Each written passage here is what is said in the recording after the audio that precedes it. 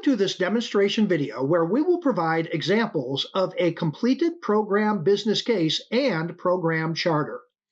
In this demonstration video, we will describe each component of a program business case with examples and review the development of a program charter to implement the approved program business case. Let's review an example of a program business case.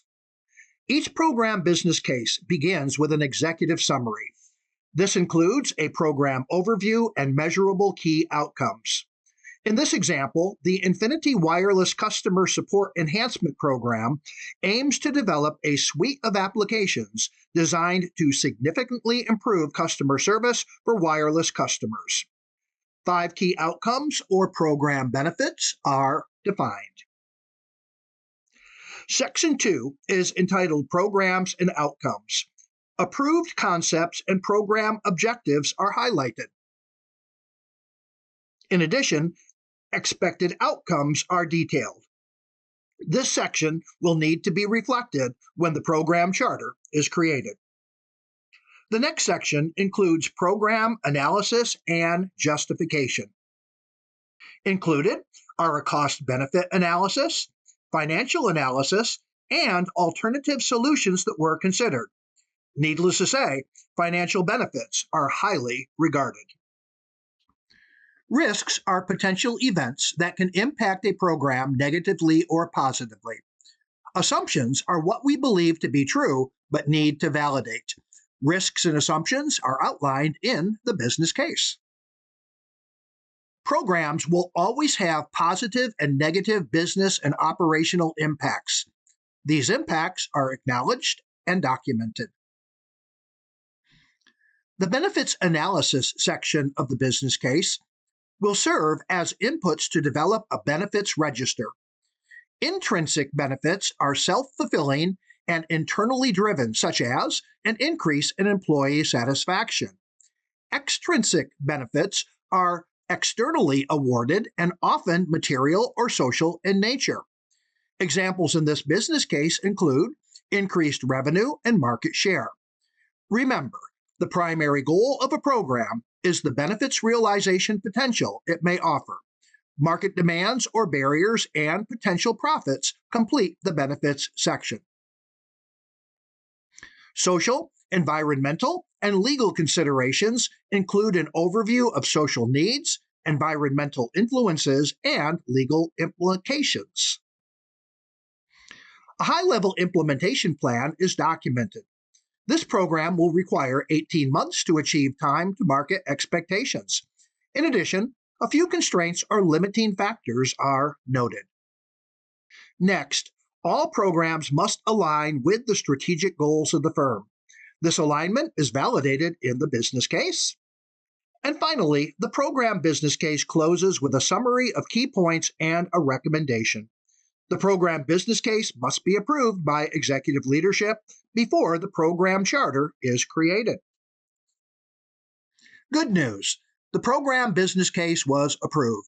Now, let's review a program charter developed to implement the approved program business case. The program charter begins with program justification. In this example, the Wireless Customer Support Enhancement Program is essential to improve customer service, reduce operational costs, and enhance customer satisfaction, thereby aligning with the company's strategic goals. The program charter also shows alignment with the firm's vision and overall strategy.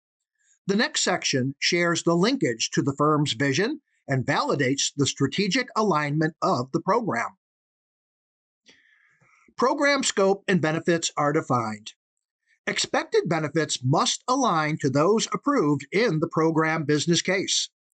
Scope defined in the program charter will serve as a baseline that will be further detailed in the program management plan. Scope defined in the program charter must be delivered. Scope not defined and authorized in the program charter can only be added through the official program change control process. Scope implemented that was not included in this document constitutes program scope creep. A benefits strategy entry in this section provides a high-level overview of the strategy that will enable benefits to be realized as planned. Assumptions and constraints are reiterated in the program charter. This section often expands upon the assumptions and constraints defined in the program business case. A program consists of multiple projects or components that must be integrated to ensure overall program benefits are realized. All program components are identified in the program charter. Risks and issues are expanded upon in the program charter. Remember, risks are potential. Issues have already occurred. Both risks and issues must be identified and managed. The timeline defined in the program business case is validated in the program charter. In addition, resources required to execute the program are identified. Stakeholders are defined as any individual or group who is affected or can affect the program. Stakeholders are identified in the program charter. In addition, initial stakeholder engagement strategies are defined. Governance framework is defined as processes that enable the program manager to perform program decision making, establish practices to support the program, and maintain program oversight. The governance structure, decision making process, and reporting and monitoring methods are defined. The program charter concludes with a summary of key points and approval signatures. The approved program charter will authorize the program manager to develop a comprehensive program management plan and any required subsidiary plans necessary to deliver the program benefits. This concludes our demo on the program business case and program charter. Our next course segment will highlight the program management plan.